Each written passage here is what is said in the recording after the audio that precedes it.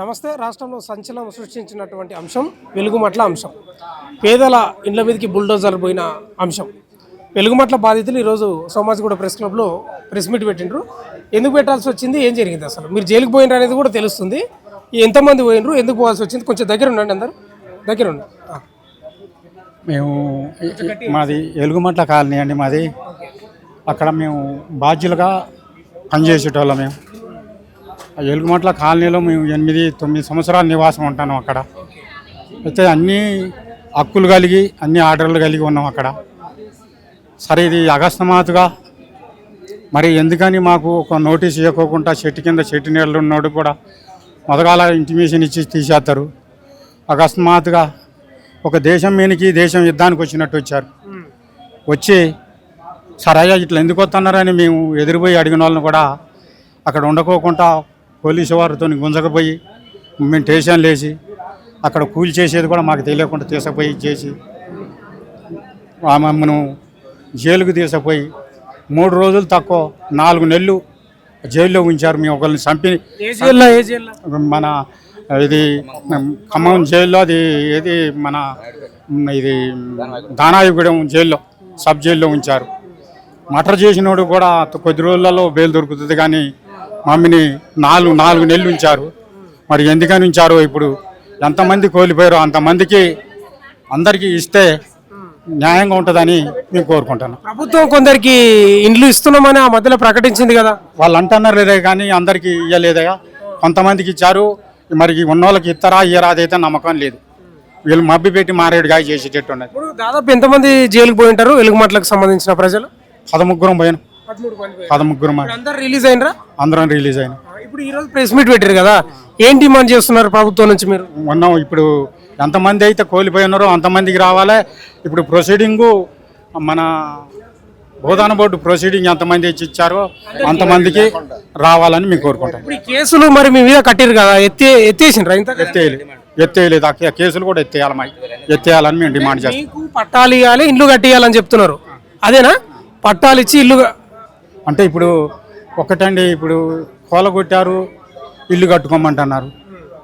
వాళ్ళు చేతనైన స్థాయిలో ఇప్పుడు కట్టుకున్నారు. అక్కడ వాళ్ళు ఇచ్చిన కాడ వెలుగుమట్ల ఇప్పుడు ఇచ్చిన వాళ్ళకి కట్టుకోమంటున్నారు. మరి మళ్ళీ అప్పుడు సాధనైన స్థాయిలో కట్టుకున్నారు, మరి కట్టుకోవాలంటే కోల్పోయి ఉన్నారు. మళ్ళీ ఆడ తెచ్చి కట్టుకోలేరు కదా. గవర్నమెంట్ కట్టించి ఇస్తే బాగుంటుందని మేము కోరుకుంటాం. అంటే మీరు ఇల్లు డిమాండ్ చేస్తున్నారు అక్కడ, మరి ఇవ్వాలి కదా. మరి మరి అక్కడనే ఇవ్వాలి. మీరు కూడా జైలుకి వెళ్ళారమ్మా? మీకు ఇల్లు ఈ మధ్య కాలంలో ఇల్లు పట్టా ఇచ్చారు అనేది వచ్చినాయి వార్తలు. మాకీ లేదండి, మాకీ లేదు. మీరు జైలుకి ఎప్పుడు పోయినారు, ఎన్ని రోజులు ఉన్నారు? 2023లో పోయినా. అప్పుడు ఆ భూమి సమస్య మీదనే 2 నెలలు ఉంచారు అక్కడ జైల్లో. ఏనికి ఉంచారు మీరు? అంటే మీరు ముందర ఉండే ఏమైనా కొట్టగా అంటే మాకు అప్పుడు కూడా ఇళ్ళ కూలు కొట్టడానికి వస్తే అడ్డం పోయినాము. అడ్డం పోయేసరికి ఇక అట్లా పేర్లు అందరి మా వాళ్ళు అందరూ రాసుకున్నారు, నా పేరు కూడా రాసుకొని తీసుకొని పోయారు. ఇక ఏ జైల్లో ఉన్నారు? ఇక సబ్ జైల్లోనే, ఖమ్మం. అప్పుడే రిలీజ్ అయింది. కేసు ఉందే మరి? కొట్టేదండి, కేసు ఉన్నది. ప్రెస్ మీట్ పెట్టారు మీరు ఈ రోజు, ప్రభుత్వానికి ఏం డిమాండ్ చేస్తాం? మాకు ఇల్లు లేదండి, ఇప్పుడు ఇంటి అద్దెలు కట్టుకోలేకపోతున్నాం. అప్పుడు మా వాళ్ళు కూడా గుర్తించి మాకు ఇంటి అద్దెలు లేవు, మేము కట్టుకోలేమనే, మేము పేదలమనే, మాకు ఇల్లు కావాలని మా వాళ్ళు ఇచ్చారు. అప్పుడు మా వాళ్ళకి డబ్బులు తీసుకుంటున్నారు. 8 సంవత్సరాల కింద నుంచి 8 సంవత్సరాలు మేము ఆ నివాసం ఉండి 20,000 ఇచ్చినందుకే 20,000, 8 సంవత్సరాలలో 20,000 అయినాయో కాలేదా, అప్పుడే డబ్బులు తీసుకున్నారని మా వాళ్ళ మీద ప్రచారం చేశారు. ఇప్పుడు 5 నెలలకే 30,000 అయిన ఇంటి అద్దె. ఇప్పుడు ఇది ఎంత దుర్మార్గం మరి? అప్పుడు 20,000, 8 సంవత్సరాలు ఉంటే 20,000 అయితేనే వాళ్ళు డబ్బులు తీసుకున్నారన్నారు. ఇప్పుడు 5 నెలలకే 30,000 అయినాయి ఇంటి అద్దెలు. 6,000, 5,000 కాడ నుంచి 6,000 ఉన్నాయి. ఇప్పుడు ఎట్లా కట్టుకోగలుగుతాం? మా వాళ్ళు అప్పుడు పేదలనే మాకు ఇల్లు ఇచ్చారు. మాకు ఇప్పుడు కూడా మేము పేదలం, మేము ఇంటి అద్దెలు కట్టుకోలేకపోతున్నాం. మాకు అదే స్థలంలో ఇల్లు ఇచ్చి మాకు కట్టియాలని కోరు. ఈ మధ్యకాలంలో 371 మందికి ఇళ్ల పట్టాలు ఇచ్చారు. మీకు అందులో ఆ పట్టాల ఉందా? లేదండి, లేదు. 311 మందికి ఇచ్చారు. అలా మా వాళ్ళు చాలా మంది లేరు. కొంతమంది అర్హులైన వాళ్ళు ఉన్నారు, కొంతమంది అర్హులైన వాళ్ళు లేరు. మా డిమాండ్ 1110 మందికి మాకు అందరికి ఆడ కోల్పోయిన ప్రతి ఒక్కరికి మాకు ఇల్లు ఇవ్వాలి, అదే ప్లేస్ లో ఇవ్వాలి.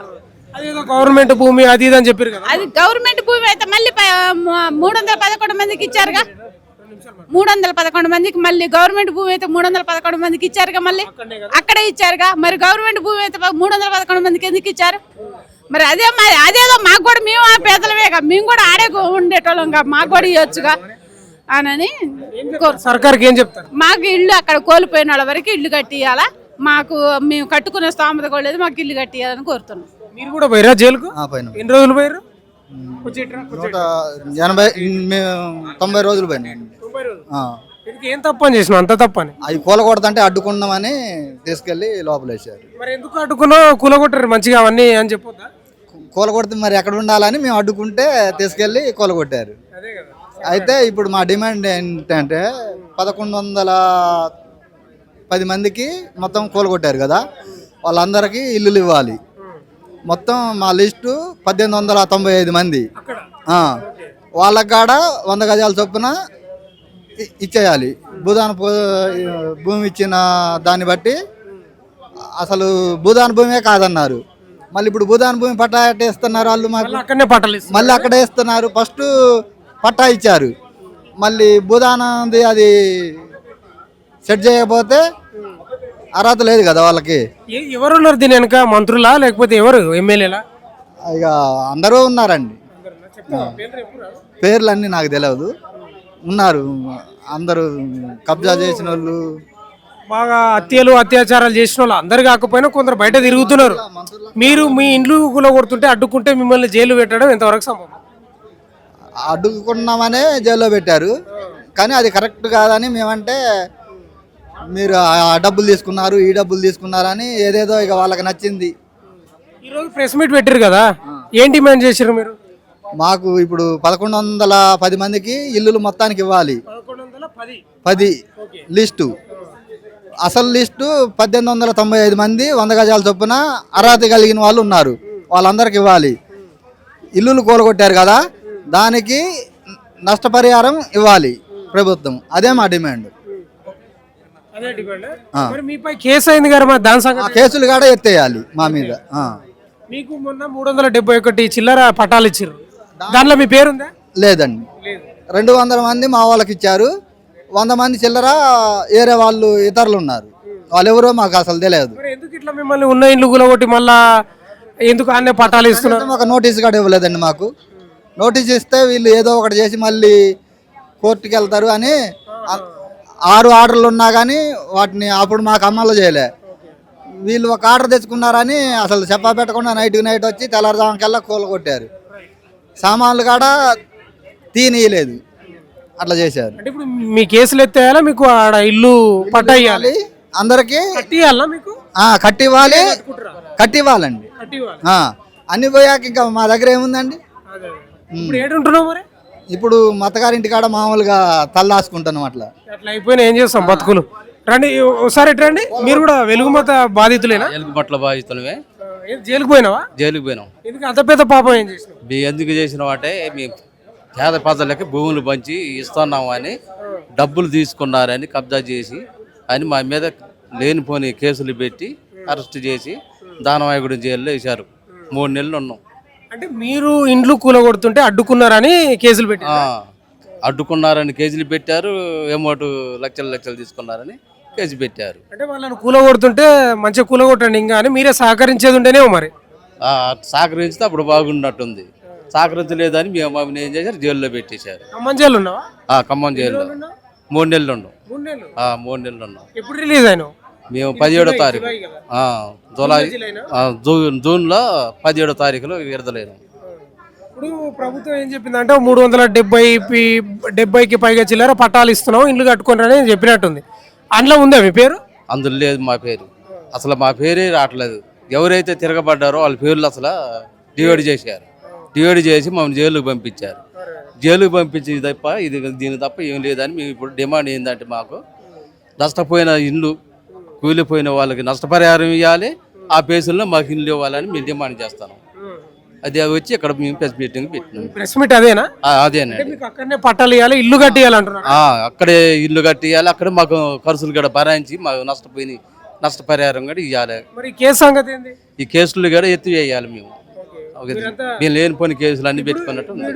మీరు ఈరోజు ప్రెస్ మీట్ పెట్టారు కదా, ఇప్పుడు జైలుకు పోయిన వాళ్ళే ఉన్నారా, ఇంకెవరా మిగతా వాళ్ళు ఉన్నారా? జైలుకు వెళ్ళని వాళ్ళు కూడా ఉన్నారా? అందరూ ఉన్నారు. మొత్తం మేము 1110 మంది, 10 కుటుంబాలు అన్నారు. అక్కడ అయితే ఇప్పుడు 310కి ఇచ్చారు. 1110 అయితే 310కి ఇచ్చారు. ఆ 310లలో కొన్ని బయట అరుగులు కాని వాళ్ళకి ఇచ్చేశారు పట్టాలు. అది దాన్ని మేము డిమాండ్ చేస్తాను. ఇప్పుడు ఏడు ఉంటున్నావు మరి? నేను ఇప్పుడు కిరాయి ఇళ్ళలోనే ఉంటాను. ఖమ్మంలోనే, గోపాలపురం. మేము కూలి పనికి అట్లా వెళ్తాం. ఇదే మా డిమాండ్. సుమారు ఎంతమంది వచ్చారు ఈరోజు వెలుగుమట్ల బాధితులు? 30 మంది వెలుగుమట్ల బాధితులు వచ్చారు. కొందరు జైల్లో పెట్టిండ్రు. జైల్లో ఎందుకు పెట్టారు అంటే ఇండ్లు కూలగొడుతుంటే అడ్డుకున్నందుకు. అంటే వాళ్ళు చేసేది అదే అడ్డుకున్నందుకు. అడ్డుకోకుండా ఏం చేసేది ఉండే అంటే వాళ్ళు కూలగొట్టండి మంచిగా అని వాళ్ళే బుల్డోజర్ను దగ్గరుండి కూలగొట్టిస్తేనే బాగుండే. కానీ వాళ్ళు ఏం చేసిండ్రు, కూలగొట్టొద్దని అడ్డమంటారు. కొంచెమైనా బుద్ధి ఉండాలి, సిగ్గు ఉండాలి నిజంగా ప్రభుత్వానికి. తమాషా ఏంటంటే 50 బుల్డోజర్లు వచ్చినాయి. పెద్ద ఇష్యూలే అది. ఇప్పుడు ప్రభుత్వం ఏదైతే గవర్నమెంట్ స్థలం లేకపోతే అది లిటిగేషన్లో ఉందని చెప్తుందో అక్కడనే పట్టాలు ఇస్తుంది. దాదాపు 1110 కుటుంబాలు నివసిస్తుంటే 300 పైగా ఇప్పుడు పట్టాలు ఇచ్చింది. వీళ్ళకి ఇవ్వలేదు, ఇవ్వాలి వచ్చిన వాళ్ళకి అందరికి పట్టాలు ఇవ్వలేదు. ఏం చేస్తుందో ఏం కథనో అర్థమైతే లేదు ప్రభుత్వం. మరి ఇంత దరిద్రంగా తయారైపోయింది. పేదలండి వాళ్ళు, ఇంట్లో కిరాయిలు పెట్టుకొని ఇళ్ళల్లో నివసిస్తున్నారు బయట. వాళ్ళు బతికేదే మామూలు బతుకులు. ఇది వాళ్ళ డిమాండ్ ఏంటంటే కేసులు ఎత్తాయాలి, మాకు ఎక్కడైతే ఇండ్లు కూలగొట్టారో అక్కడనే మాకు పట్టా ఇచ్చి ఇండ్లు కట్టియాలని చెప్తున్నారు. మరి రేవంత్ రెడ్డి సర్కార్కు వెలుగుమట్ల ఉరితాడేటట్లే కనిపిస్తూ ఉంది. చూడాలి ఏం జరుగుతుంది. చూస్తూనే ఉండండి మన తొలి వెలుగు.